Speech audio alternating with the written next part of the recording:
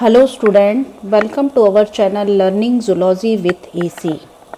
Today we will discuss gill respiration. Respiration can be defined as a physiological process in which oxygen from the medium is taken up by blood while the metabolic waste as carbon dioxide is released off at the same time. This oxygen in turn is made available to active tissue through the bloodstream. As a result of the oxidative and non-oxidative reaction in the tissues, the carbon dioxide and energy is released for biological activity. This energy is consumed for various anabolic and catabolic processes while the carbon dioxide is carried away by the bloodstream back to the respiratory surface where it is eliminated. The gills. Gills are feather-like organs richly vascularized by capillaries bed for the exchange of oxygen and carbon dioxide. The gills lie within gill clefts and appear in the form of vascular and filamentous lamellae like outgrowth from the anterior and posterior wall of the gill cleft. Gill cleft. The gill cleft or pharyngeal gill slits on each side open internally into the pharynx by wide internal branchial apertures and to outside by narrow external branchial apertures. The gill cleft on each side remain separate from one another by interbranchial septa. Each septum consists of a central core of mesodermal tissue covered externally by the ectodermal layer and internally by the endodermal layer of pharynx.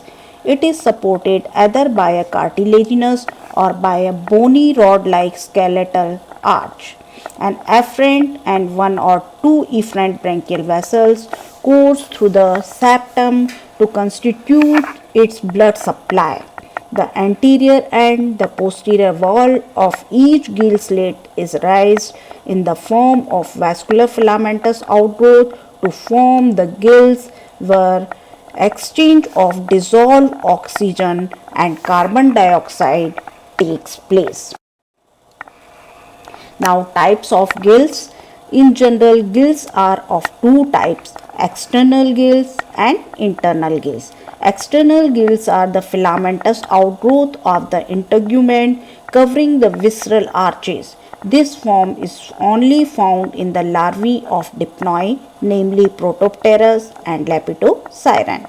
Internal gills are found in all the fishes and develop within the pharyngeal pouches and line the gill cleft in adults. On the basis of position and function, gill may be classified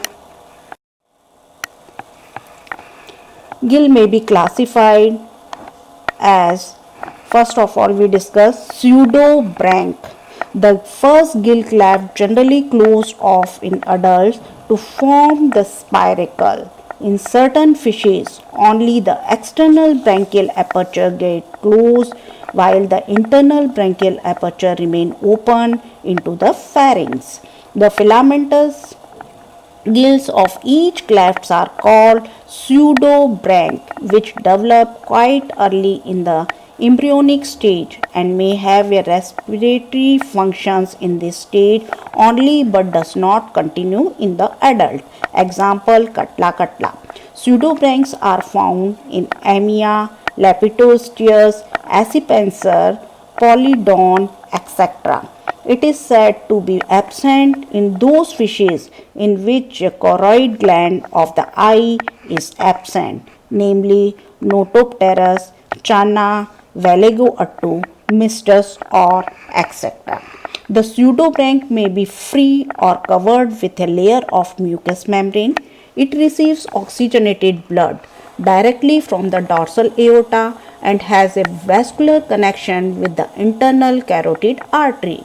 It may serve to increase the oxygen concentration in the blood going to the brain and the eye through the internal carotid artery.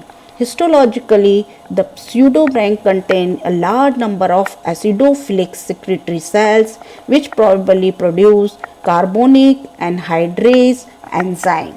The pseudobranch may also be useful in filling of gas bladder and in the regulation of intraocular pressure. However, it is non-respiratory in function. Now, complete gill, that is holobranch. A complete gill or a holobranch consists of an interbranchial septum supported by cartilage or bone. The anterior and posterior wall of each septum are produced into vascular plate-like filaments. Each series of these filaments form a hemibranch or a demibranch.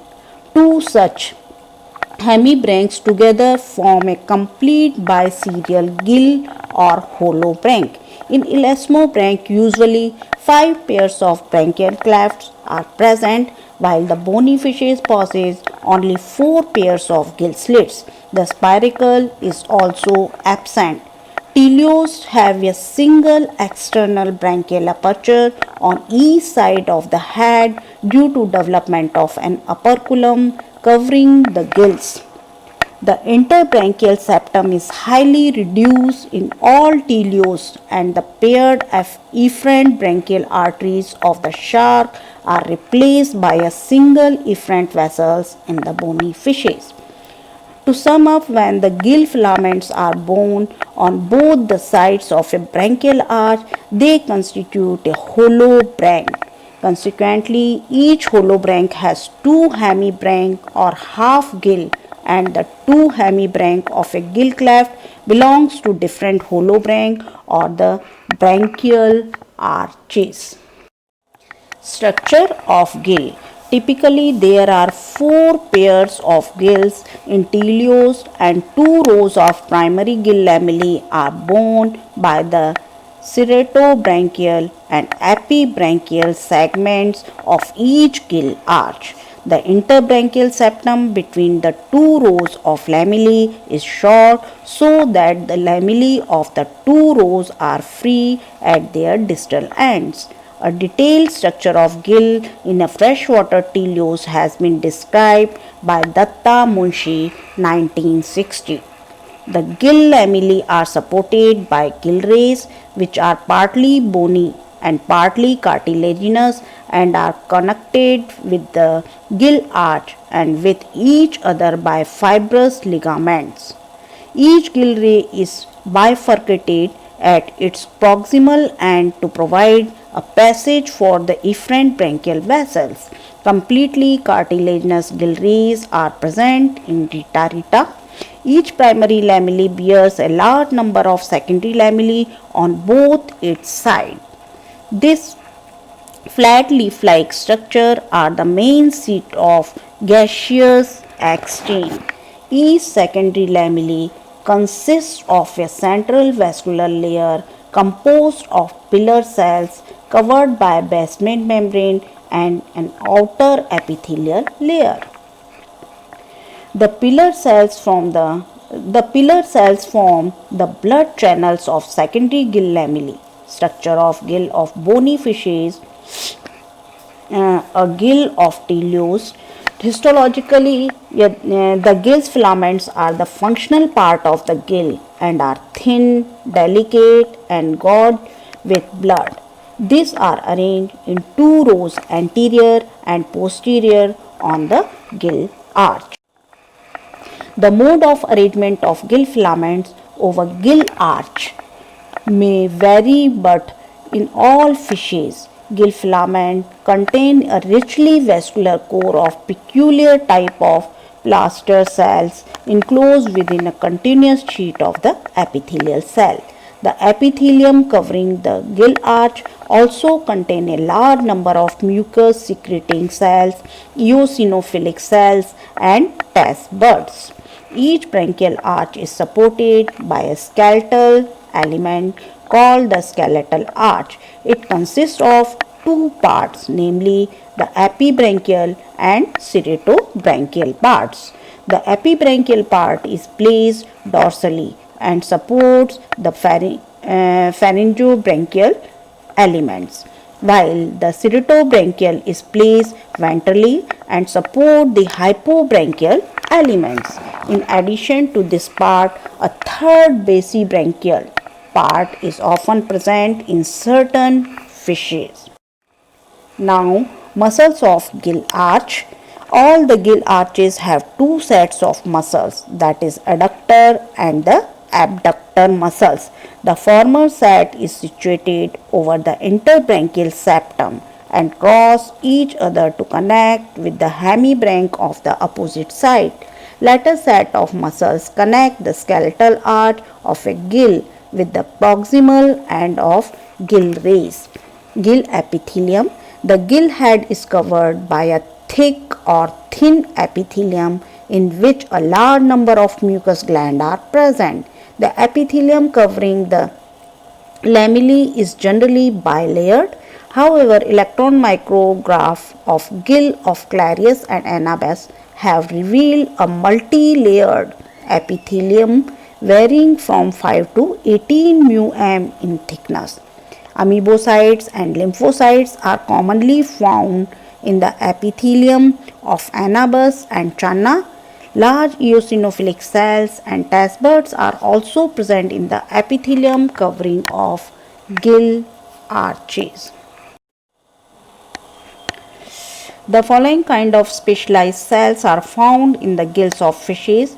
Mucous cell of the typical goblet type, which secrete thin film of mucus to prevent dehydration of the respiratory epithelium. Acidophil granular cells, basophil mast cells, which are reservoir of heparin. The bio or trinucleate glandular cells, chloride cells. Now, blood circulation through gill lamella. Usually teleos, namely Valigo-Attu, Mystasaur, Katla, Hilsa elisha, contain one afferent branchial vessels and one efferent branchial vessels in each gill arch, but some teleos, namely Labiorota, Clarius batrachus, Anabas, etc., contain two efferent branchial vessels in each gill arch. According to Datta Munshi 1960, each afferent branchial vessels runs through the entire length of the gill arch and gives off a series of primary afferent branches to the primary gill lamellae. Each primary afferent vessel divides laterally into a number of secondary vessels which run across gill rays, dividing against into 2 or 4 tertiary branches to supply the blood to the secondary lamellae.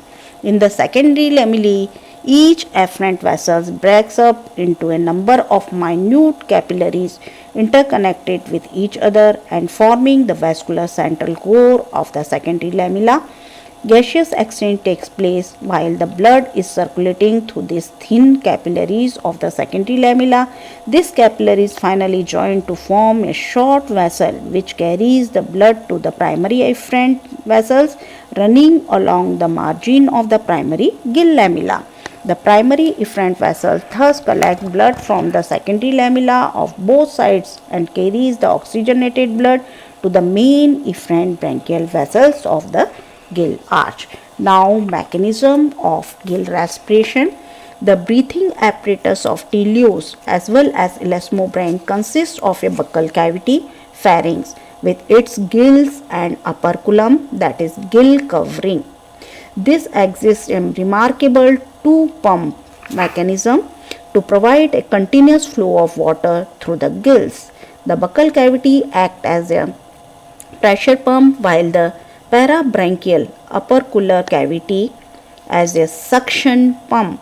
The muscular activity brings about the pumping action. Consequently, there is a change in the volume of the buccal and opercular cavities. The respiratory cycle of shark and rays can be divided into 3 consecutive phases. In the first phase, coracoid and coracobranchial muscles contract to widen the angle enclosed by the gill arches and to enlarge the orobranchial cavity. Water enters by suction through the mouth cavity and are spherical, and during this phase the gill flaps are held to the skin by exterior water pressure. Thus, the external gill slits are closed. In the second phase, abductor of the lower jaw and gill arches relax, but adductor muscles between the upper and lower portion of each gill arch contract, and the mouth cavity begins to function as a pressure pump, while the oral valve prevents forward flow out of the mouth. The water is directed backward toward the internal gill cleft. Contraction of the intraocular adductor muscles, adductor bulges the oral portion of the interseptal spaces. There, with hydrostatic pressure at the inner gill surface is reduced and water is drawn into the gill cavity, which are still closed toward the outside. In the third phase, the intraocular adductor muscles relax. Another set of muscles contract to narrow the internal gill cleft, and the water is forced through the gill lamellae.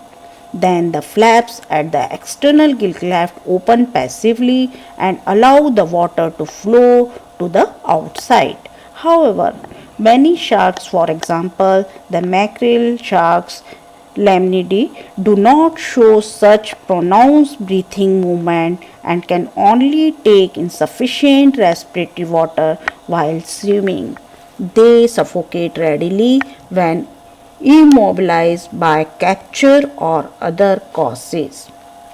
The aquatic respiratory cycle of operculate fishes, ostrich thighs, grossly resembles that of shark and rays, that is elasmobranchi, in as much as both suction and pressure propel the water through the gills. At the beginning of inspiration, just after the gill cover have closed forcefully, the mouth is opened while various muscles contract. Included in these muscles are the sternohyoid and the elevator of the palatine arc.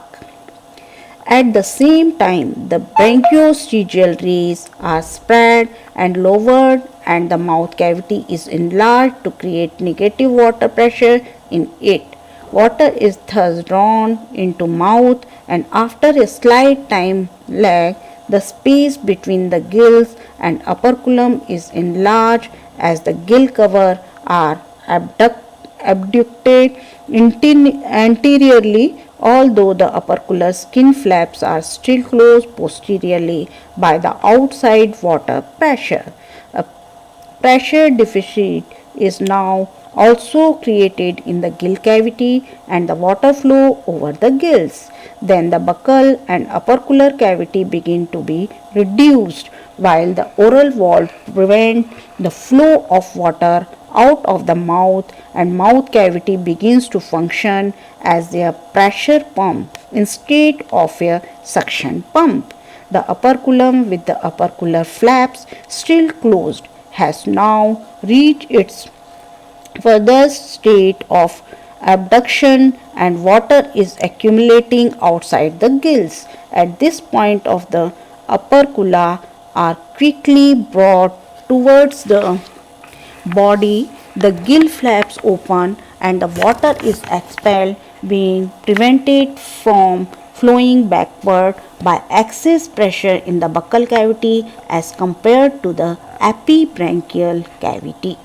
The foregoing basic respiratory process is modified according to different life habits. Fast swimmer, including mackerel and the several trout and salmonidae, may leave their mouth and gill flaps open to bathe their gill with the stream of water displaced by swimming. In general, the gill cavity of swift swimmer are smaller than those of secondary fishes.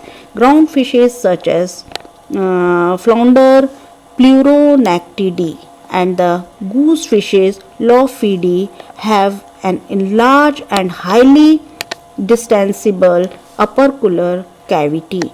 In them, the mouth does not open widely during inspiration, but breathing movements are slow and deep.